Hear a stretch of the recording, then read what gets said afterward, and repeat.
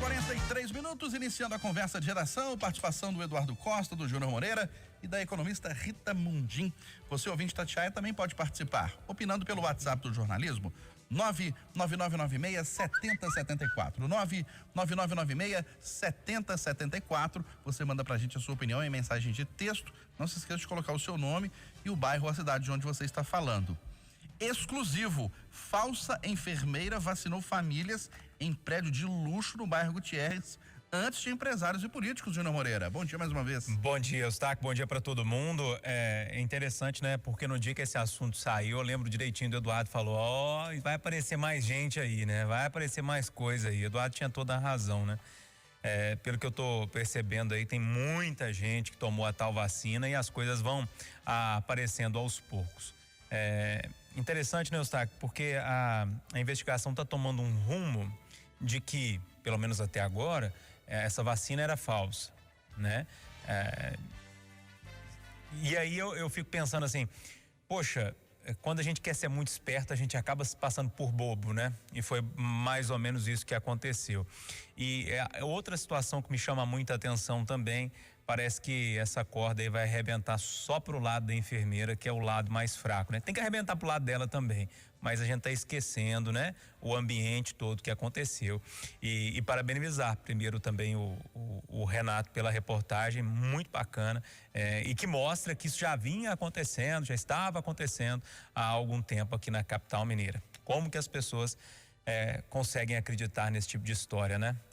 Se tudo se confirmar, pelo menos é o caminho esse de investigação, uma enfermeira conseguiu importar uma vacina da Pfizer, que nem aqui no Brasil tem ainda, e estava vacinando um monte de gente. É uma história que, no mínimo, a gente precisava pensar assim, será mesmo que aconteceu? Mas a vontade de passar na frente de todo mundo, né? E se achar o dono do mundo, para algumas pessoas, venceu, né? A razão nesse momento. Eduardo, você continua achando que essa história é maior, mais cabeluda do que a gente está vendo até agora? Bom dia. Bom dia. Determinados episódios, eles são a ponta de um iceberg. E aí a coisa vai só fluindo, você vai descobrindo coisas, sabe? Ver esse episódio do menino lá do Henry, lá do Rio de Janeiro, a quantidade de coisa está aparecendo em relação ao padrasto dele. E isso era de se supor. Para mim, fica claro o que o Júnior disse, que a capacidade que as pessoas têm de serem iludidas com o seu pseudo-poder do dinheiro. E depois é uma prosa sociológica que eu sei que cansa muita gente. Eu sei que muita gente odeia quando vou falar disso, mas é preciso lembrar. Eu não acho que o povo brasileiro é todo safado. Somos 200 milhões de brasileiros safados. Mas nós temos, sim, no nosso DNA, a tendência de querer levar vantagem. E, infelizmente, aonde eu percebo mais isso, mais primeiro a minha situação e depois a dos outros, é aqueles que têm mais dinheiro. Nem sempre cultura, mas tem mais dinheiro. Pergunta para os bancos de sangue quem aparece mais para doar sangue. Pergunta para as campanhas humanitárias, para as ONGs, quem aparece mais para ajudar. Claro, não dá para generalizar, mas isso é coisa da tal elite brasileira mal formada. Os caras não têm limites para poder levar vantagem e de vez em quando quebram a cara, e eu só acho bem feito. E para você, Rita Mundim, tem gente dizendo que essa falsa enfermeira está sendo colocada como bode expiatório. Ela vai ser punida lá e os empresários, políticos não vão conseguir se safar dessa história. Será que nós vamos repetir a Lava Jato, né? Espero que não. Mas, enfim, eu acho que desde a primeira vez que esse assunto veio à tona, eu falei que confio muito no trabalho, né, da Polícia Federal, que vem desvendando tudo, e que outros capítulos aparecerão nessa história. E só espero que todos sejam punidos, né? Porque, como o Eduardo falou, nós temos que mudar a cultura. Qual que é a cultura, infelizmente, a cultura que permeia esse país? É que existe uma elite acostumada a fazer transações nada republicanas com a República. Então, essa cultura que vem se formando no Brasil do interesse público e privado, e a falta da punição da justiça, que a Lava Jato veio para trazer essa esperança para o brasileiro. Então, eu acho que esse episódio da enfermeira resume a história do Brasil dos últimos 35, 40 anos, da nossa jovem democracia, que veio depois do Diretas Já, né? Mensalão, petrolão, negócios escusos com dinheiro público, falta de respeito à lei, falta de tudo. Quer dizer, tudo pode e a justiça não vai punir ninguém. Será que é por aí? Espero que não. Que a gente mude essa cultura e que a justiça seja feita nesse país. Bom, a decisão que suspendeu o toque de recolher e liberou a visita entre familiares será avaliada amanhã pelo Comitê da Covid em Minas. Hoje, em entrevista exclusiva, ao vivo aqui no Jornal da Itatiaia, o secretário estadual de saúde, Fábio Baquerete, descreveu o sentimento dos profissionais de saúde. Ele é médico, né? Atua ainda, e esses médicos que atuam na linha de frente. Vamos ouvir.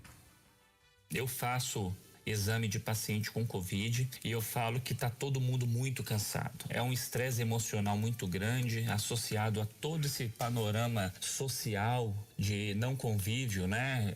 Diário com os amigos, com os familiares. Então, tudo isso que a sociedade sente, o profissional de saúde sente da mesma forma, com esse agravante, um dia a dia muito pesado. Nunca um profissional assinou tanta declaração de óbito. Isso é muito pesado para todo mundo. Não existe uma folga de um leito. A gente, no momento que um paciente sai de um leito, o outro já está na fila esperando. Então, tá todo mundo muito cansado. E a gente tá vendo também muitos pacientes jovens indo embora, e isso também afeta muito todo mundo. Então, realmente é um momento muito difícil para o profissional, um grande desafio que vai marcar a vida de todos para sempre, com toda certeza. O Eduardo, e o secretário diz que abril ainda deve ser um mês muito difícil, porque mais óbitos ainda vão ser registrados e poderemos ter um certo alívio a partir de maio. O tempo está preparado, não tem outro caminho, né? E em relação ao toque de recolher, o que eu penso é que, mais uma vez, eu quero elogiar esse presidente do Tribunal de Justiça, sabe? Porque é isso, o deputado entrou com uma ação. Eu não conheço detalhes da ação, eu não conheço a lei profundamente, mas eu suspeito de que ele tenha razão. Toque de recolher é outra história, tem a ver com o estado de sítio, tem a ver com uma regra nacional. O juiz, o presidente do Tribunal de Justiça, entendendo que teria que dar razão ao deputado, mas de certa forma isso iria prejudicar o esforço do governador, dos prefeitos, para uma situação mais de controle da doença, chamou todo mundo, falou: governador, se eu suspende isso aí, tudo. Gente, eu estou falando de achômetro, tá? Conversei com ninguém, de bastidores e tudo. Chamou e falou assim: vamos suspender o toque de recolher sem ofender esses trabalhadores de saúde que estão sofrendo e todos os gestores que estão lutando para poder manter a cidade acesa. Isso que ele fez, qualquer ministro do Supremo podia ter feito no fim de semana com a questão das igrejas, que está dando essa cuanca toda, essa perda de tempo toda, e que vai fazer amanhã o Supremo reunir para discutir isso, quando podia estar discutindo questões históricas de décadas que estão lá paradas e que dizem respeito a interesses maiores da nação. E para você, Rita Mundim? Olha, eu acho que o Eduardo disse tudo. Eu fico com as palavras do Eduardo. Não tem nada a acrescentar no que ele disse, não. E você, Júlio Moreira? Eustáquio, duas coisas. Sobre a questão do toque de recolher, eu acho que é uma medida que não tem muito efeito, viu? A não ser a maior visibilidade das festas clandestinas durante a noite. Geralmente elas acontecem durante a noite. Então, quando tem um toque de recolher, talvez isso possa ajudar a fiscalização a descobrir aonde essas festas estão. Mas, de forma prática mesmo, ali no dia a dia para combate à Covid, eu não vejo muito problema. Então, vamos esperar o que o comitê do governo vai fazer amanhã, qual a decisão que vai tomar. Mas parece que a tendência é que realmente chegue num consenso para tirar esse toque de recolher. Sobre a entrevista do secretário, Eustáquio, duas coisas me chamaram a atenção na fala dele. Primeiro, essa que você citou, chamou a atenção, que abril ainda será um mês muito complicado, né, na questão de mortes aqui em Minas Gerais. Ele deixou isso muito claro na entrevista. E a segunda coisa que me chamou muita atenção foi eu que perguntei para ele, falei: olha, e a mudança de discurso no governo do estado, a forma mais restritiva, aconteceu após a sua chegada, é coincidência ou não? Ele disse que não, realmente chegou e explicou para o governador Romeu Zema que a situação era muito difícil e precisava restringir um pouco mais, né? Falando então nessa mudança de rumos na evolução e na condução do combate à pandemia no estado após a chegada dele, foram duas coisas que me chamaram bastante atenção. De forma geral, gostei muito da entrevista, achei uma pessoa transparente, muito clara no que diz, muito direto, e tem tudo para fazer um bom trabalho, e tomara que o faça, né? Ô Rita Mundinha, em meio à polêmica, missas e cultos religiosos podem virar serviço essencial em Belo Horizonte. Pois é o que o Eduardo falou anteriormente, fica essa discussão, né? Então a gente tem que ver o que é constitucional, o que não é constitucional, mas acima de tudo, isso não precisaria de estar tendo tanta discussão, tanta polêmica, se as pessoas entendessem que cada um deve fazer a sua parte. Então há uma falta de conscientização e de solidariedade. Então eu repito, o momento é de solidariedade, é de cada um fazer por si, e ajudando a si mesmo, nós estaremos ajudando ao outro. Então é um momento de somarmos esforços, é uma guerra. Pouca gente acha que ainda a ficha não caiu, é uma guerra, é a terceira guerra mundial, é uma guerra avassaladora. Então as pessoas têm que ter comprometimento com a vida. Então compete a cada um fazer a sua parte. Então essas festas clandestinas, essas reuniões em condomínios, esses péssimos exemplos, você vê o governador do Rio de Janeiro fazendo festa de aniversário. Então, puxa vida, é difícil, é complicado.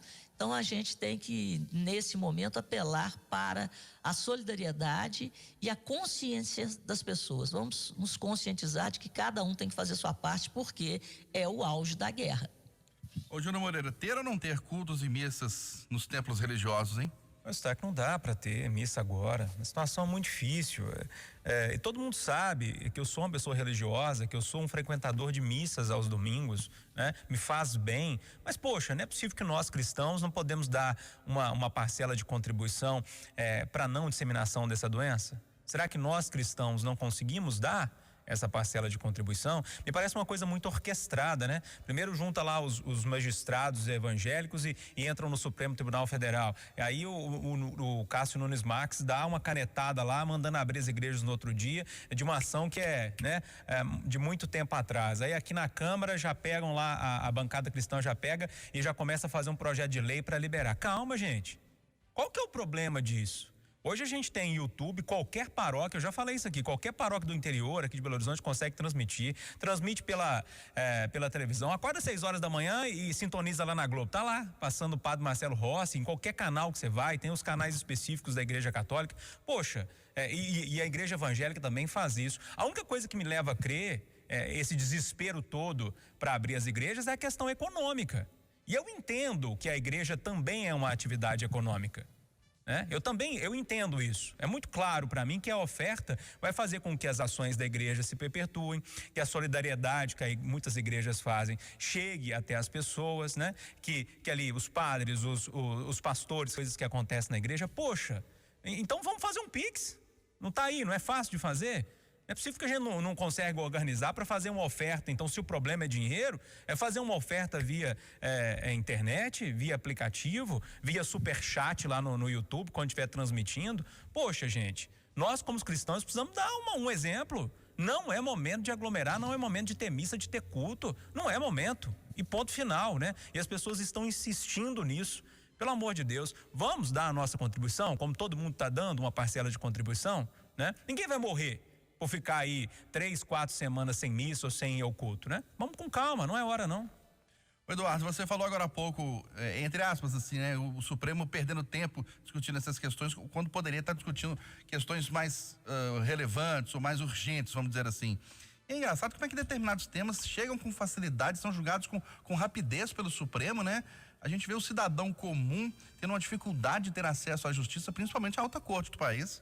Pô, rapaz, tem uma turma aí dos herdeiros, ou que se considera herdeiros da cidade industrial, tem 100 anos da justiça, amigo. Tem aquela tragédia da Gameleira, tem 70 anos na justiça, e ele casos outros. Ele casos, mas não julga. Agora, a culpa, cada vez mais, que eu chego à conclusão de que o Supremo é igual ao Congresso. Ou seja, o judiciário é que nem o legislativo. É o reflexo nosso, com esses caras lá. Porque nós somos muito complicados, senhor. Nós somos muito complicados. Por exemplo, essa questão de igreja. Eu conheço gente de todas as matizes religiosas que está reclamando a igreja fechada. Agora, eu te pergunto, você pega uma igreja da Boa Viagem para ir para o catolicismo, abre a igreja e estabelece que podem entrar 50 pessoas por dia. Elas podem ir lá fazer sua oração, sentar uma 10 metros da outra, isso não vai aumentar a doença. Só que a gente não é assim, se abre aquela, abre uma outra, o cara ainda lota, põe gente colada uma na outra e ainda faz discurso contra Deus e o mundo. Então, é difícil. O Brasil está numa situação tão complicada, de tanta desinteligência, de tanto ódio, que mostramos agora cedo na Record.